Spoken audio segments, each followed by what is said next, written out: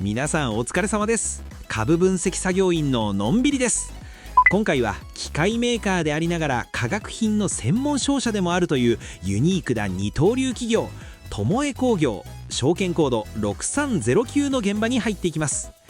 遠心分離機という機械の製造と化学品の輸入販売の2つの事業でしっかり稼いでいる会社です。最近新たな中長期経営計画を発表し、配当方針を大きく変更したことで、これって実質的な累進配当じゃないのと注目を集めているんですよ。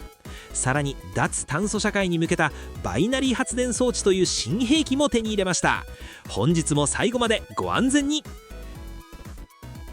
まずは初動点検、のんびり点検シートです。安全に作業できる現場かどうか、最新数値を反映した基本の5項目を点検していきます。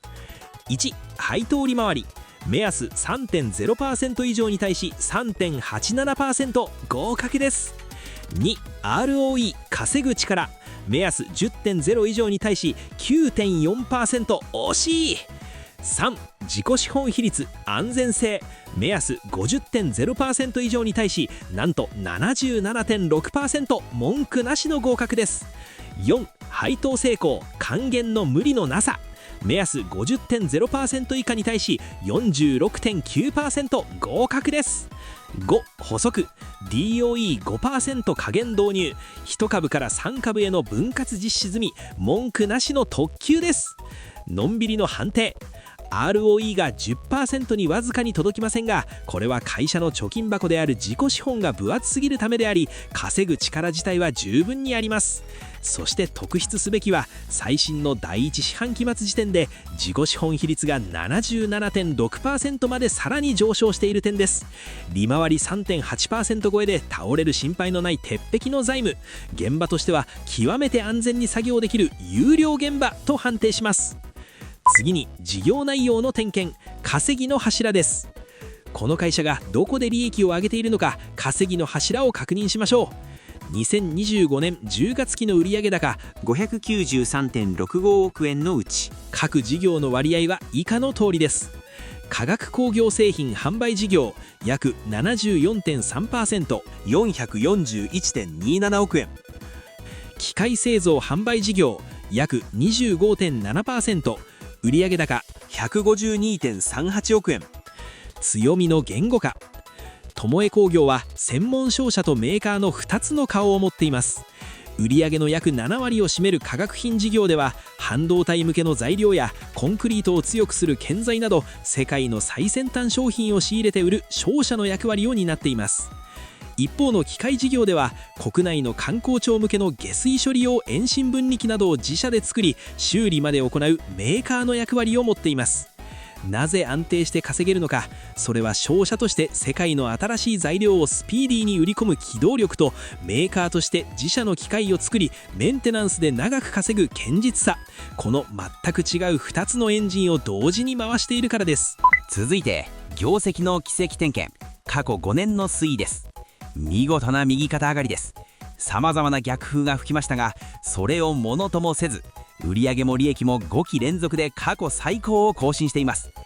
化学品事業で利益率の高い商材をしっかり売り込みつつ、機械事業では官公庁向けの安定した土台に加えて、海外での部品や修理の販売を伸ばして利益を積み上げてきました。過去の苦境も2つのエンジンで乗り越えてきた、非常に安定感がありながらしっかり前へ進む力強さを持った頼もしい現場といえます。次は財務の深掘り点検です。 BS 貸借対照表を開いて会社の財布の中身を点検します。最新の2026年10月期第1四半期末の総資産 544.30 億円に対し、純資産は 422.51 億円。会社の健康状態を示す自己資本比率は 77.6% と、前期末の 75.8% からさらに 1.8 ポイントも上昇しました。自己資本比率が 77% 超えというのは、ほとんど借金に頼らず自分たちの稼いだお金だけで極めて安全に現場を回せている証拠です。現金の使い道については、2025年10月期の投資活動によるキャッシュフローがマイナス 24.74 億円となっており、これは主に将来の成長のための工場などの有形固定資産の取得に使われています。つまりたっぷりある手持ち資金を貯め込むだけでなく、次の稼ぎを生み出すための新工場建設などの設備投資にしっかり回している、とても健全な状態です。続いて還元姿勢の点検、配当と配当成功です。ここが今回一番注目してほしいポイントです。まずは直近の1株当たり配当金の推移です。2021年 16.67 円、2023年 36.67 円、2025年 60.33 円、配当成功 46.9%、2026年10月期予想72円。ものすごい勢いで増配していますね。そして新中期経営計画では配当方針を株主資本配当率 DOE5% を下限とし、連結配当成功 50% 以上を目標とすると強力に変更しました。会社として累進配当ですとは一言も言っていません。しかし会社の貯金箱の大きさに対して 5% を絶対に出すという DOE5% 下限を設定したことで、貯金箱が縮まない限りは配当も減らない仕組みになりました。友江工業のように毎年しっかり利益を出し続けて貯金箱が膨らんでいく会社にとっては、これは実質的な累進配当、しかも増配し続ける可能性が高い強力な宣言と受け取ってよいでしょう。現場の作業員としてはこれ以上ない嬉しい安全宣言です。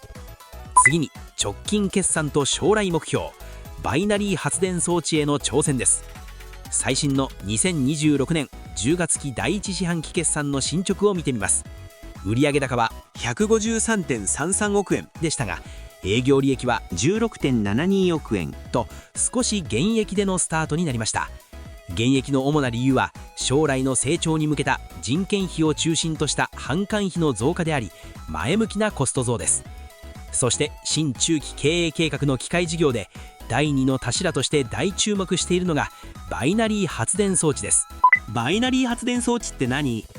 工場や下水処理場などで捨てられていた80度から150度の低温の排熱を利用して沸点の低い液体を蒸発させ、その力でタービンを回して電気を作る魔法のような機械です。最新の資料によると、友江工業は 125kW バイナリー発電装置、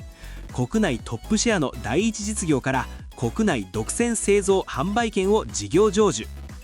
マイクロ蒸気発電装置、世界に10カ国以上で実績のあるインドのマックスワット社から国内独占販売権を獲得。米国アクセスエナジー社製タービンを組み込んだ装置の展開。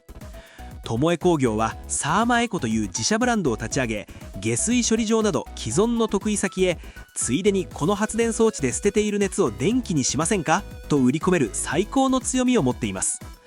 会社は2028年10月に売上高700億円、経常利益70億円という過去最高の目標を掲げており、この事業が目標達成の新しいエンジンになることは間違いありません。続いてチャートと需給の点検です。直近の株価は1861円近辺、